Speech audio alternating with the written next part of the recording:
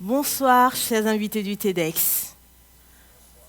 Je suis Fadima Ouedraogo, affectueusement colonisée par les Kambous depuis 2008. Je suis originaire du village où affectueusement on nous appelle Kadhafi Mounizado. Parce que dans ce village-là, quand on nous pose une question, on répond toujours Tondata Mounizado. Et dans ce village, on est tellement direct que souvent, ceux qui ne sont pas de ce village se demandent quand un père parle à son fils, si ce n'est pas le fils du voisin. Bienvenue chez les Yatsé. Bienvenue au Yatanga. Passionnée par les ressources humaines, j'ai travaillé pendant 11 ans dans ce domaine, sur différents postes. Chargée de recrutement, assistante, consultante, puis DRH. Directrice dans un groupe international, avec tout le confort qui va avec. J'avais pour feuille de route de mettre en place le département RH de la filiale burkinabé. J'avais cerise sur le gâteau, j'avais la confiance de mon directeur général et surtout une vraie synergie avec mes équipes terrain. Mais en novembre 2020, j'ai décidé de raccrocher et de servir ma communauté. J'ai quitté cette belle opportunité pour certains, mais j'avais juste à cœur de servir mon pays. Et qu'est-ce que je fais au service de ma communauté aujourd'hui? J'ai développé un programme d'accompagnement pour les veuves et les orphelins de nos militaires tombés au front pour la nation burkinabé.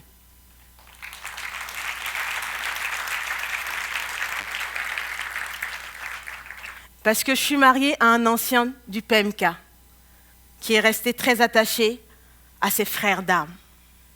Et quand nous sommes rentrés au Burkina, ma voisine de maison, son mari est commandant. Nos enfants jouent de temps en temps ensemble. Et l'année dernière, j'ai entendu parler d'une attaque dans le nord. Et à chaque attaque, je vais la voir juste pour prendre des nouvelles, sans pour autant dire que j'ai entendu parler de quoi que ce soit. On ne parle jamais du métier de son mari. L'armée, c'est la confidentialité. Mais ce jour-là, elle s'est confiée à moi, parce que je l'ai trouvée meurtrie. Elle m'a dit, voisine, je suis très inquiète. Ça fait 2 jours, j'ai pas de nouvelles. Et j'ai entendu que dans le Nord, il y a des soucis. Qu'est-ce que je pouvais faire?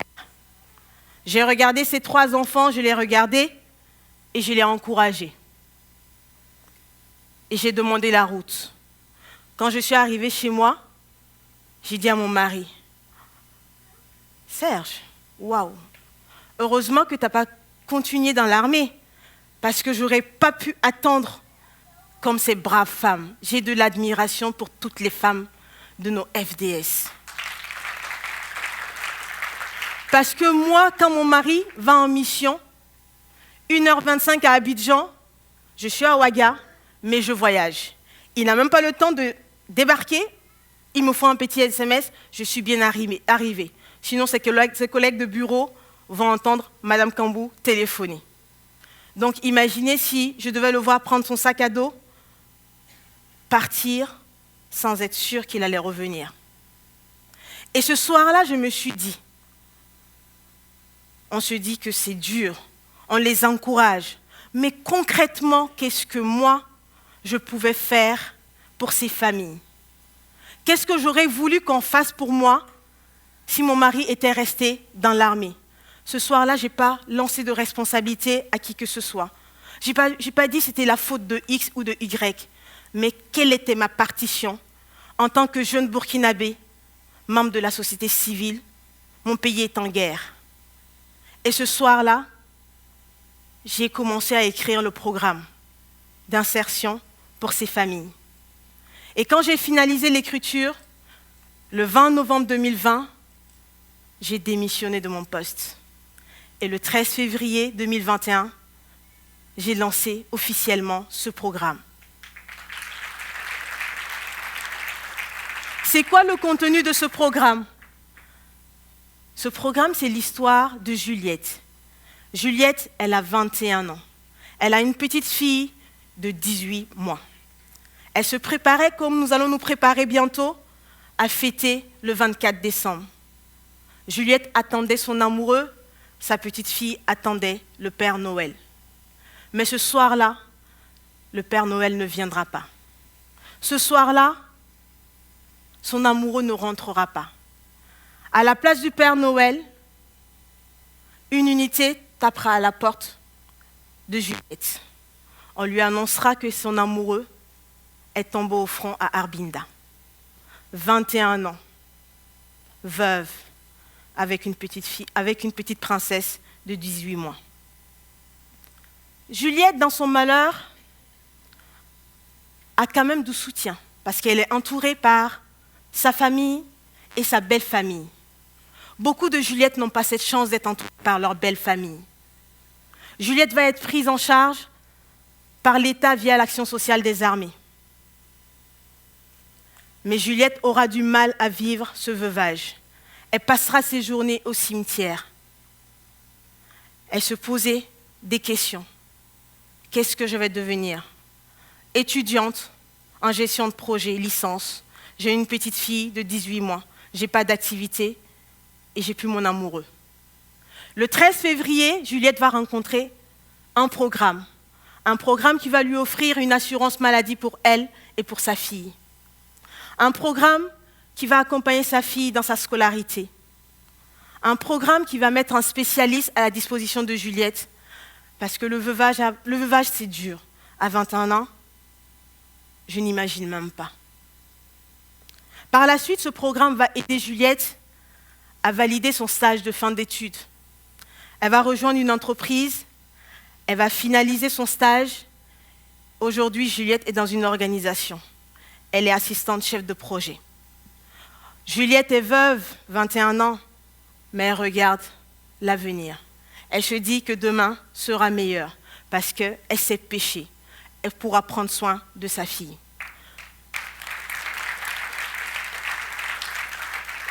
Ce programme, nous accompagnons plusieurs Juliettes avec différents profils.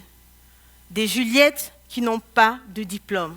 Et pour ces Juliettes-là, nous les aidons à créer des activités génératrices de revenus. Et nous les installons et nous les suivons. Nous avons des Juliettes étudiantes, élèves. Et pour ces Juliettes-là, nous les aidons à poursuivre leur scolarité. Notre dernière Juliette a eu son bac avec 12,95 de moyenne. Voilà l'essence même du programme que j'ai mis en place avec mon équipe. Nous apprenons à ces femmes à pêcher, nous ne leur donnons pas le poisson.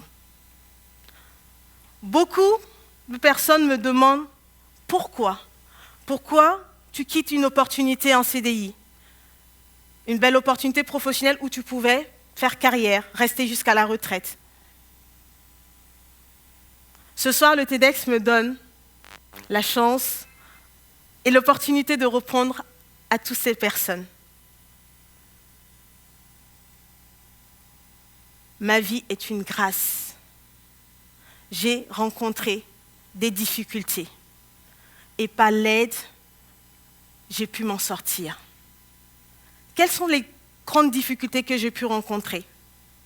À 24 ans, à la fac de droit de Dijon, je préparais mes partiels. On m'annonce que mon père est malade. J'allais m'en occuper. Je me suis dit, bon, c'est un contrôle de routine. 2 mois après, les médecins m'informent qu'il lui reste 1 mois à vivre. 1 mois, ils allaient arrêter les traitements. J'avais l'obligation et le devoir de faire rêver mon père, de prendre un billet aller-retour pour Ouaga. Pourtant, je savais que c'était un billet sans retour. Je me suis dit que je n'allais pas me relever de cette difficulté. Mais au final, ça m'a fait grandir. J'ai pris 10 années. J'ai essayé de m'accrocher à la vie. 2 ans après, effectivement, finalement, il est rentré un samedi et le vendredi qui suit, il était parti. Nous avons fait notre deuil comme on pouvait. 2 ans après, avec mon amoureux, on décide de se mettre la corde au cou. Un moment de joie. Je me suis dit, on allait remettre un peu de fun à la maison. Mais tout n'allait pas se passer comme prévu. Nous allons faire nos examens prénuptiaux. Les médecins vont me demander de rajouter une IRM, parce que ça ne sentait pas bon du tout. Et cette IRM-là va montrer que je fais partie des 190 millions de femmes que Fatima a évoquées tout à l'heure. Et cerise sur le gâteau, j'ai certes une endométriose, mais pas n'importe laquelle, comme j'ai beaucoup de chance. J'ai le dernier stade 4. J'ai l'endométriose partout, sauf dans les poumons et sur le cœur. Avec les conséquences, je ne vais pas revenir là-dessus parce que Fatima en a parlé. Moi, le seul truc que j'ai retenu, c'est que impossible d'être mère. Pourtant, mon rêve, quand on me posait des questions au lycée, c'était d'être maman, accompagner mes enfants et être une vraie belle-mère relou. Une vraie belle-mère papato qui prend tout en charge. Et on venait de m'annoncer que ça n'allait pas être possible. Mais j'avais quand même foi. Et j'ai demandé au médecin qu'est-ce qu'il fallait faire.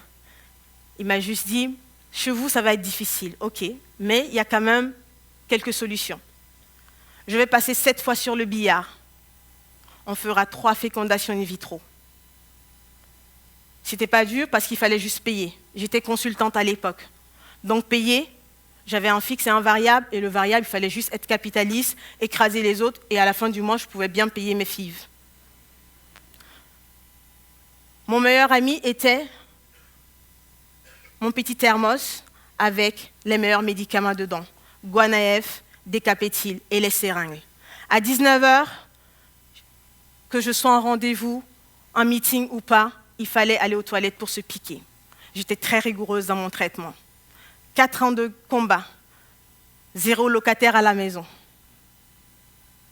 Les médecins ont décidé d'arrêter parce que je suis passée de 40 kilos à 80 kilos. On a décidé de faire un break. Ce break-là, j'ai fait une dépression. Ce break-là, je vivais très mal cette situation. Un beau matin, j'allais à la gare, c'était un jour férié. J'ai vu une dame qui allait à la gare aussi, parce qu'il n'y avait pas de bus. Moi, j'étais en voiture. J'ai décidé d'être gentille. Je me suis dit, bon, je vais quand même la prendre, et voilà. Et je l'ai prise dans ma voiture. J'ai aidé cette dame, et cette dame a été une bénédiction pour moi, parce qu'elle m'a convaincue, difficilement, mais j'ai rejoint une communauté. Une communauté dans laquelle je vais apprendre à aimer les enfants des autres. Je vais apprendre à m'en occuper. Je vais faire l'école du dimanche. Je vais aider mon prochain sans rien attendre en retour. Je vais apprendre à apprécier les femmes avec un ventre rond.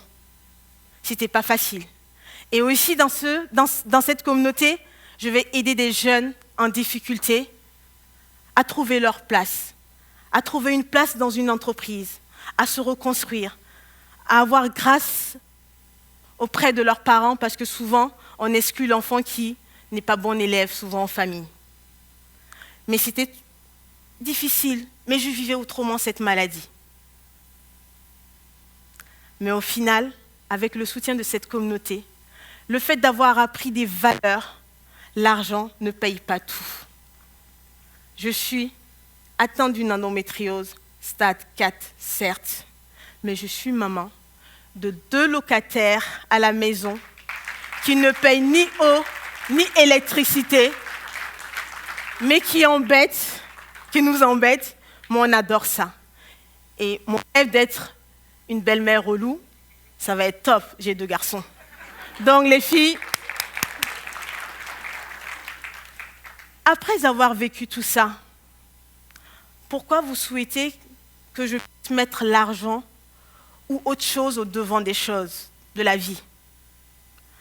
J'ai travaillé, je pouvais payer les traitements, je pouvais me payer ce que je voulais, mais finalement, ce que je désirais le plus, l'argent n'a pas réussi à me donner ça. Mais l'entraide, le fait d'avoir aidé une personne, elle a été une bénédiction pour ma vie. Et j'ai été une bénédiction pour la vie de ces jeunes dans cette communauté. Raison pour laquelle Depuis mon retour au Burkina Faso, j'accompagne des jeunes burkinabés à se réconcilier avec le marché du travail. Je développe des programmes d'accompagnement et aussi j'ai développé ce programme Gopaga dont j'ai parlé tout à l'heure. Et pour finir, j'aimerais faire un appel. Notre pays est en guerre. Notre pays rencontre des difficultés. Et nous, société civile, nous avons notre partition à jouer. On n'a pas besoin de donner à une organisation ou à une association, mais chacun avec ses compétences, chacun dans son milieu de vie peut être une bénédiction pour nos FDS. Vous pouvez demander à vos enfants d'écrire un courrier. Vous pouvez faire un chant que vous allez donner à votre voisin FDS. Quand vous rencontrez un FDS dans la rue, vous pouvez l'honorer. C'est les fêtes de fin d'année bientôt, vous pouvez offrir. On n'a pas besoin de se mettre ensemble pour aider, si on n'a pas envie. On peut se mettre ensemble, mais on peut aussi le faire individuellement. Et ce serait bien qu'on puisse participer tous à l'effort de guerre, quelles que soient nos propres convictions, quelles que soient nos croyances, quelles que soient nos différentes visions. Essayons d'être des exemples. Essayons de s'unir afin de tenir bon. Afin de tenir bon le temps que cette guerre quitte notre pays.